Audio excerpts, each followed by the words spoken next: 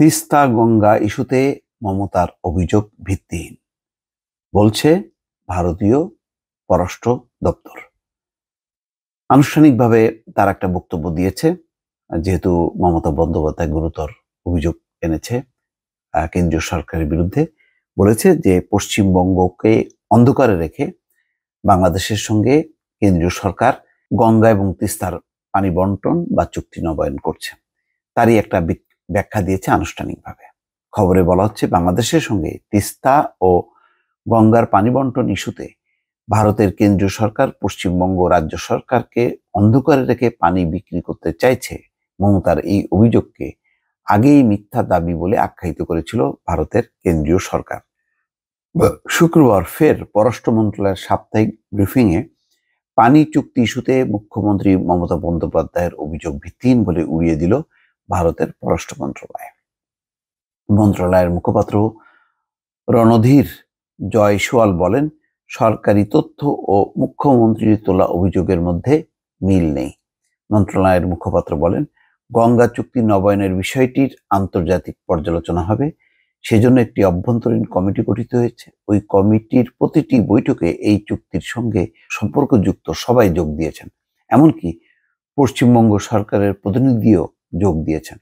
তিনি আরো বলেন, চলতি বছরের 5 এপ্রিল ওই কমিটির বৈঠকে পশ্চিমবঙ্গ সরকারের পক্ষ থেকে তাদের কি পরিমাণ শিল্প ও পানীয় জলের প্রয়োজন সে কথাও জানানো হয়েছিল।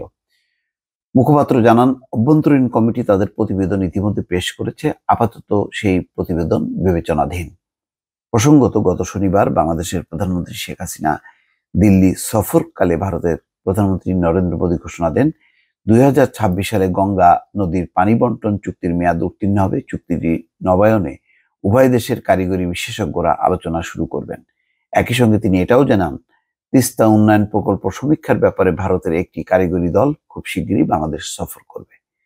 বাংলাদেশের সঙ্গে গঙ্গা কিংবা তিস্তার পানি বন্টন নিয়ে দীর্ঘদিন ধরে আপত্তি জানিয়ে আসছে মমতা ব্যানার্জি। তার বক্তব্য, ফারাক্কা চুক্তির কারণেই 1996 সাল থেকে কষ্ট ভোগ করছে পশ্চিমবঙ্গ।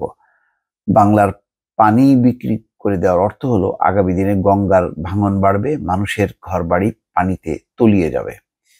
ফারাক্কার ড্রেজিং না করার ফলে কলকাতা বন্দরের নাব্যতা কমে গেছে, টান পড়েছে লাখ লাখ মানুষের জীবিকায়। আবার তিস্তার পানি নিয়ে তার অভিমত, তিস্তায় পানি নেই, সেখান থেকে পানি দিলে উত্তরবঙ্গের একাংশের মানুষ আগামী দিনে খাবার পানি পাবে না, বিশাল অংশের মানুষ কৃষি কাজের সমস্যা হবে, অর্থাৎ রাজ্যের স্বার্থ ক্ষুণ্ণ করে কোনোভাবেই পানি দেওয়া সম্ভব নয়। এমন একটা অবস্থা যে ভাটির দেশ, আরো ভাটিতে বাংলাদেশ। সুতরাং পশ্চিমবঙ্গ রাজ্য সরকার যদি এই সমস্যাটা তুলে ধরে, তাহলে বাংলাদেশের কি অবস্থা এবং এই সংকটের সমাধান কোথায়? এটি হচ্ছে এখন বড় প্রশ্ন। দর্শক, ভালো থাকবেন। আল্লাহ হাফেজ।